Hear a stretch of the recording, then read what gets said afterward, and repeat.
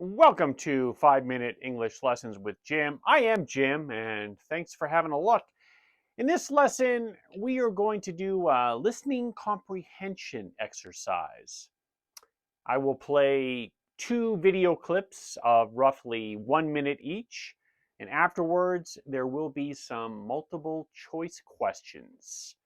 And as always, if you get 100%, you get 2 thumbs up.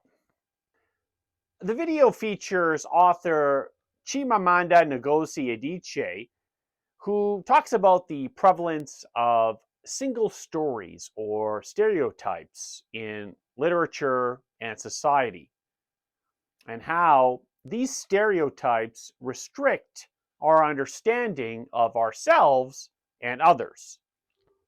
Okay? So listen up. Hit it.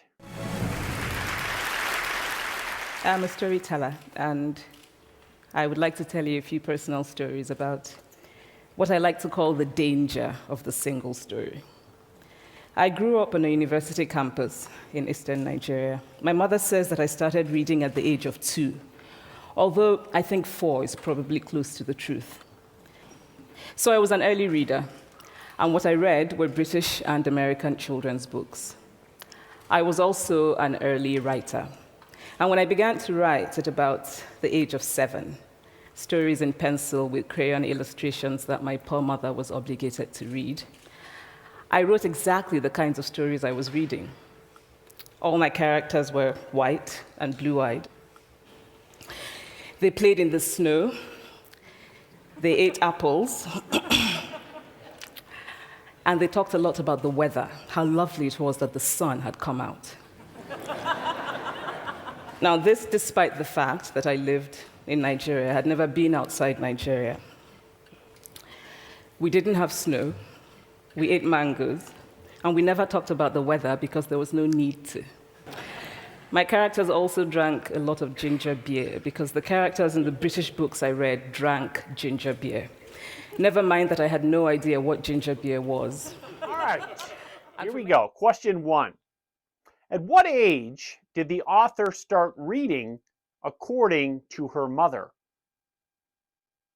A, 2 years old. B, 4. C, 7. And D, it is not mentioned. The answer is A, 2 years old. Yes, the author's mother says she started reading at 2 years old, but the author corrected it and said probably more like 4. But the answer is A, 2. Moving on. What did the author's characters in her stories mostly look like? A, Nigerian. B, American. C, British. Or D, white and blue-eyed? And the answer is D, white and blue-eyed. Bit of a tricky one. She said she read British and American books, and her characters were white and blue-eyed.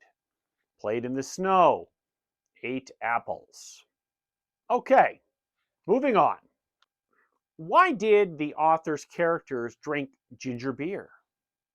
A, because the author loved ginger beer.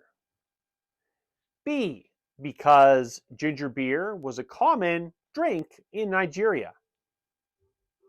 C, because the characters in the stories she read drank ginger beer. Or D, it is not mentioned.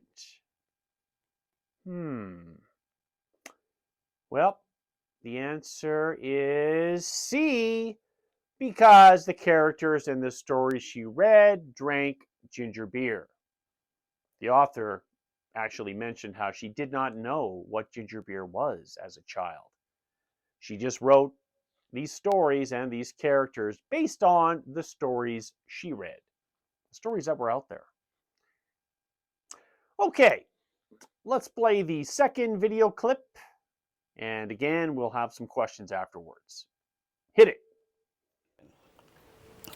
Because all I had read were books in which characters were foreign, I had become convinced that books, by their very nature, had to have foreigners in them and had to be about things with which I could not personally identify. Now, things changed when I discovered African books. There weren't many of them available, and they weren't quite as easy to find as the foreign books, but because of writers like Chinua Achebe and Kamara Laye, I went through a mental shift in my perception of literature. I realized that people like me, girls with skin the color of chocolate, whose kinky hair could not form ponytails, could also exist in literature. I started to write about things I recognized.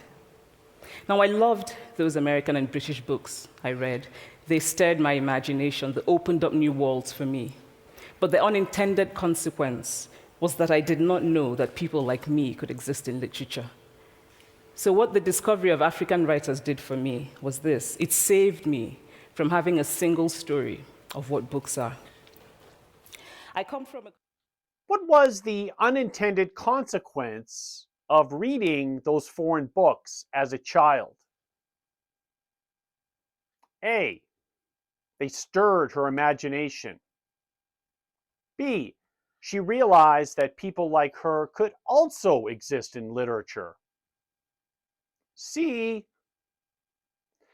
She believed that all books had to have foreign characters and things that she could not personally identify with. D. None of the above.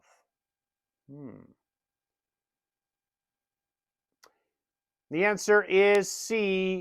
She believed that books had to have foreign characters and things that she could not personally identify with, right? Like talking about the weather all the time. All right, moving on. How did the discovery of African writers change the speaker's perception of literature? A. She realized that people like her could also exist in literature. B. She started to write more about mangoes and about the weather. C. It did not change her perception at all. Or D. None of the above.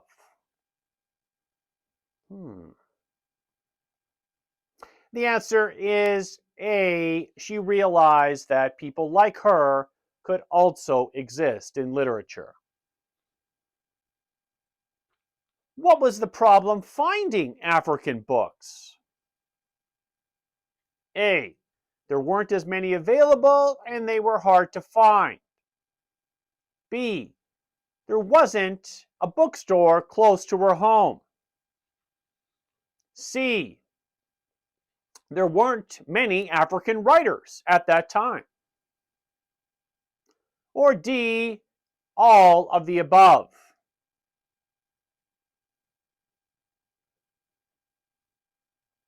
Okay, the answer is A. There weren't as many books available and they were hard to find. Okay, how'd you do? 100%? Aces. All right, that wraps it up. That puts a bow on it. If you liked it, please like and subscribe. If not, hey, sorry to disappoint. We'll see you in the next lesson.